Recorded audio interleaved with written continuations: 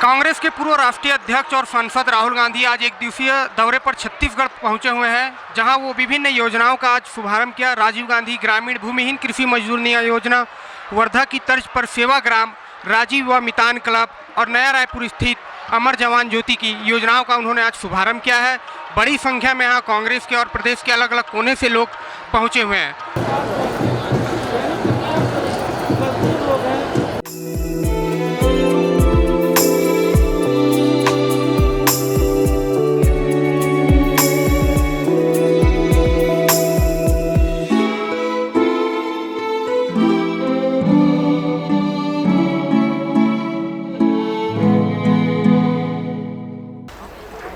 कल मैंने लोकसभा में एक भाषण किया और उसमें कहा कि हिंदुस्तान के सामने दो तीन बहुत बड़ी चुनौतियां हैं। बीजेपी और उनकी विचारधारा हमारे प्यारे देश को खतरे की ओर ले जा रही है और मैंने कल पार्लियामेंट में यह समझाया और आज भी मैं आपको थोड़ा सा बताना चाहता हूं। खतरा किस बात का है?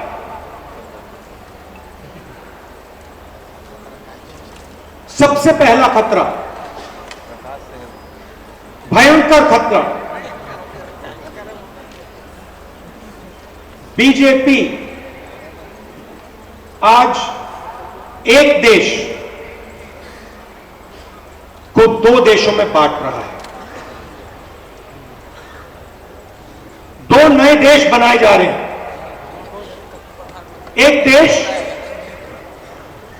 चुने हुए अरबपतियों का, उस देश में हवाई जहाज,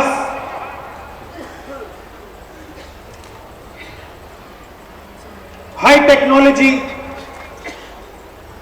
धन, स्टॉक मार्केट का पैसा, उस देश में जो भी आप चाहते हैं, जितना भी देश का धन आप चाहते हो आप ले सकते हो। और दूसरा देश हमारे प्यारे देशवासियों का, करोड़ों लोगों का देश, एक अमीर देश 100, 200, 500 लोगों का, और एक गरीब देश हिंदुस्तान के करोड़ों लोगों का। ये सोचते हैं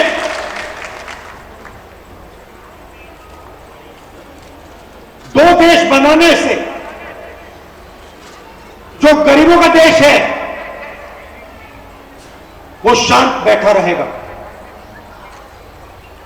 वो सोचते हैं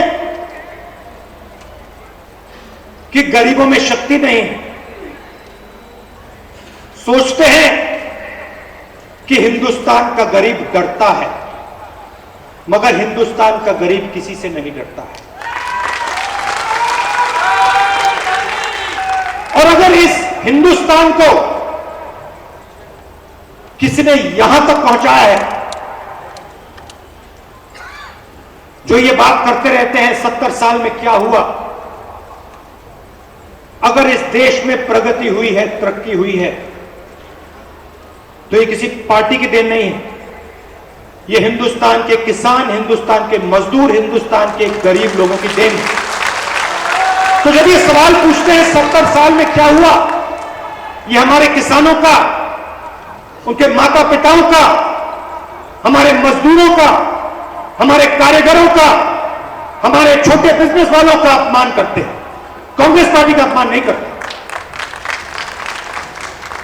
बहुत कुछ हुआ, बहुत बदलाव आया।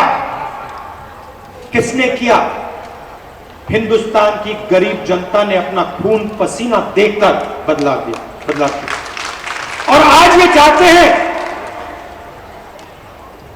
जिन लोगों ने इस देश को बनाया, जिन करोड़ों लोगों ने इस देश को बनाया, उनको परे कर दिया जाए और 100-200 लोगों को देश का पूरा धन पकड़ा दिया जाए। मैं आपको सिर्फ एक आंकड़ा देना चाहता हूं और इसको आप अच्छी तरह सुनिए। हिंदुस्तान के 100 सबसे अमीर लोगों के पास हिंदुस्तान के 40% लोगों से ज्यादा धन है। जितना धन हिंदुस्तान की 40% आबादी के पास है, उतना धन आज के नरेंद्र मोदी जी के सरकार के नीचे 100 लोगों के पास उतना धन है। एक तरफ 100 लोग, दूसरी तरफ 40% हिंदुस्तान। 40% लोग भूखे मरे, रोजगार ढूंढते भटकते जाए और नरेंद्र मोदी जी के 5-10 उद्योगपति मित्र देश का पूरा धन अपनी जेब में डाले। ऐसा हिंदुस्तान हमें नहीं चाहिए और ऐसा हिंदुस्तान हम होने ही नहीं देंगे। अगर इस देश में प्रगति होगी तो सबकी प्रगति होगी, 2, 3, 4, 5 उद्योगपतियों की नहीं, सबकी होगी। ये हम में और उनमें फर्क है। और आज छत्तीसगढ़ में हम बहुत बड़ा कदम उठाने जा रहे हैं। हमने आपसे पहले वायदा किया था 2,500 रुपए, चाहे कुछ भी हो जाए, छत्तीसगढ़ के किसान को मिलेगा और हमने करके दिखाया। और चुनाव के समय हमने नेताओं से बात की थी और उस समय हमने कहा था कि किसान के साथ हमारे प्यारे मजदूर भी काम करते हैं और अगर हम किसानों की मदद करते हैं तो फिर हमें छत्तीसगढ़ के गरीब मजदूरों की भी मदद करनी पड़ेगी। और ये पहला कदम है। ये मत सोचिए, छत्तीसगढ़ के गरीब लोगों को यह नहीं सोचना चाहिए कि बात यहीं अटक जाएगी। बात यहां नहीं अटकेगी। ये पहला कदम है। आपका धन है, ये धन हम आपको वापस दे रहे हैं। चीफ मिनिस्टर ने कहा 6,000 रुपए साल के 3 किश्तों में। बघेल जी थोड़ा बढ़ा दीजिए, थोड़ा सा बढ़ा दीजिए। हाँ, मतलब मेरा काम बात को थोड़ा और आगे बढ़ाने का है। देखिए, अच्छा लगता है जब सुनने को मिलता है कि छत्तीसगढ़ में हमने किसान की मदद की और एकदम पूरे प्रदेश को फायदा हुआ। वो पैसा जो 2,500 रुपए वो जाया नहीं हुआ, वो हमने किसान को दिया और किसान ने जो रोज किसान जादू करता है अपने खून पसीने के साथ, किसान ने जादू किया और छत्तीसगढ़ का जो धान का प्रोडक्शन था एकदम से बढ़ गया। पूरे प्रदेश को फायदा हुआ। हमने 2-3 लोगों को नहीं दिया, हमने 2-3 उद्योगपतियों को लाखों करोड़ रुपए नहीं दिया। हमने छत्तीसगढ़ के हर किसान को उसकी मेहनत का सही दाम दिया। और वही काम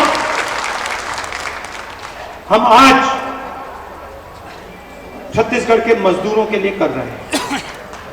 इस प्रोग्राम से 3,55,000 हमारे मजदूर भाइयों बहनों को सीधा फायदा मिलेगा। उनकी जिंदगी, मैं ये नहीं कह रहा हूं कि बिल्कुल आसान हो जाएगी, मगर जो उनके कंधे पर बोझ है वो थोड़ा सा कम हो जाए। मैंने अपने भाषण में दूसरी बात भी कही। पहली बात मैंने कही थी कि देखिए आप 2 हिंदुस्तान बना रहे हैं, एक 4-5 उद्योगपतियों का और दूसरा करोड़ों हिंदुस्तान का। हम ये नहीं होने देंगे। और मैंने दूसरी बात कही कि ये देश एक गुलदस्ता जैसा है, इसमें अलग अलग विचारधाराएं हैं। छत्तीसगढ़ में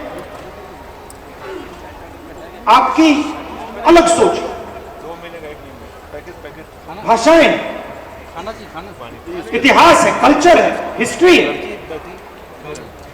तमिलनाडु में अलग है, उत्तर प्रदेश में अलग है, नागालैंड, मिजोरम, मणिपुर में अलग है। मगर हिंदुस्तान किसी एक सोच का नहीं है। अगर हम ये कहें कि हिंदुस्तान में सिर्फ छत्तीसगढ़ की सोच रहनी चाहिए तो यह गलत होगा। अगर हम ये कहें कि भाई हिंदुस्तान में सिर्फ एक प्रदेश की या एक विचारधारा की सोच होगी तो यह गलत है और इससे देश का नुकसान होता है। बीजेपी चाहती है, आरएसएस चाहती है कि उनकी विचारधारा जो हिंदुस्तान में एक विचारधारा है, हजारों और विचारधाराएं, उनकी एक विचारधारा है। वो चाहते हैं कि एक विचारधारा इस देश के सब प्रदेशों पर, सब भाषाओं पर, सब इतिहास पर, सब हिस्ट्री पे एक विचारधारा का राज हो। और मैंने कल पार्लियामेंट में कहा यह कभी नहीं हो सकता है। छत्तीसगढ़ के लोगों को कैसे जीना चाहिए, छत्तीसगढ़ के आदिवासियों का जंगल के साथ क्या रिश्ता होना चाहिए, छत्तीसगढ़ के किसानों का अपने खेत से क्या रिश्ता होना चाहिए, वो महाराष्ट्र के लोग, उत्तर प्रदेश के लोग नहीं बता सकते, उनको मालूम ही नहीं। और जैसे महाराष्ट्र के लोग आपको नहीं बता सकते, वैसे ही आप विदर्भ में जाके महाराष्ट्र के किसान को नहीं बता सकते कि भैया आपको इस प्रकार से जीना चाहिए। वो उसका हक है, ये आपका हक है। और ये जो गुलदस्ता है, यही हमारा देश है। ये जो अलग अलग सोच है, अलग अलग विचारधाराएं हैं, प्यार की, भाईचारे की जो भावना है, इसी को हम हिंदुस्तान कहते हैं।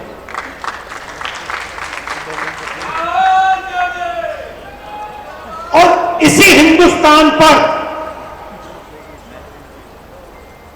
बीजेपी आक्रमण कर रही है और हम ये आक्रमण का विरोध करेंगे और बीजेपी को जो सच्चा हिंदुस्तान है वो कांग्रेस पार्टी दिखाई।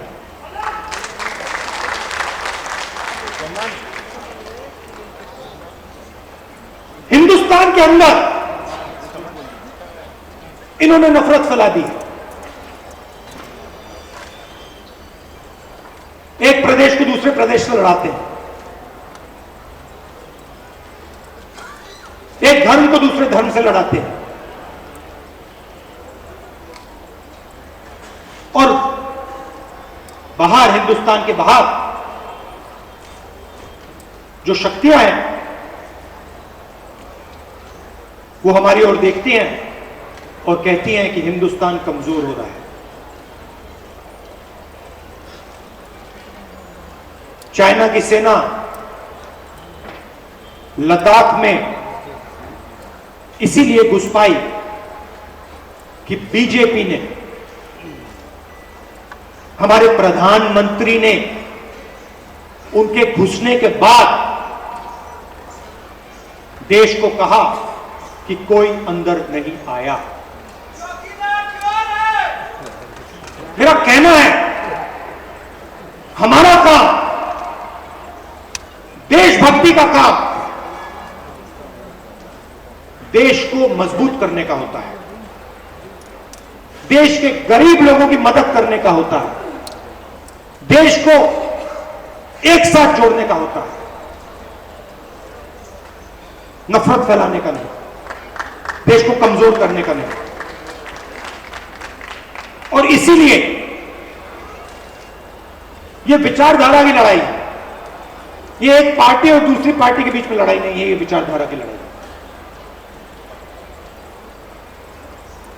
छत्तीसगढ़ में नेशनल लेवल पे सबसे बड़े उद्योगपतियों की मदद होती है, मगर जो हमारा स्मॉल और मीडियम इंडस्ट्री वाला है, जो छोटा व्यापारी है, उसको नोटबंदी, गलत जीएसटी, कोरोना के समय मदद नहीं दी जाती। और इसलिए मुझे काफी खुशी हुई कि आज जो आपने मुझे दिखाया, हर डिस्ट्रिक्ट से जो आपके प्रोडक्ट्स हैं, जो आपका ज्ञान है, जो आपकी हिस्ट्री है, जो आप अपने हाथों से बनाते हो, उसको बनाने में सरकार आपकी पूरी मदद करने की कोशिश कर रही है। हर डिस्ट्रिक्ट में जो आपकी स्किल्स हैं, सरकार उसको डेवलप करने का काम कर रही है। और मैं चाहता हूं, चीफ मिनिस्टर जी, मैं चाहता हूं कि जो आपने बात बोली, बस्तर कॉफी, अलग अलग चीजें जो आज मुझे देखने को मिली, चखने को मिली, ये सिर्फ आप छत्तीसगढ़ के लोगों को मत चखाइए, ये सिर्फ आप हिंदुस्तान के लोगों को मत चखाइए, ये आप पूरी दुनिया को छत्तीसगढ़ का जो जादू है, ये आप पूरी दुनिया को दिखाइए, पूरी दुनिया को चखाइए। और मैं सरकार के सब मंत्रियों को बधाई देता हूं कि आप छत्तीसगढ़ के लिए काम कर रहे हो। और मैं चाहता हूं कि जो आपके डिस्ट्रिक्ट्स में जनता की मदद का काम हो रहा है, उसमें आप जाके जनता के बीच में जाके गहराई से शामिल हो।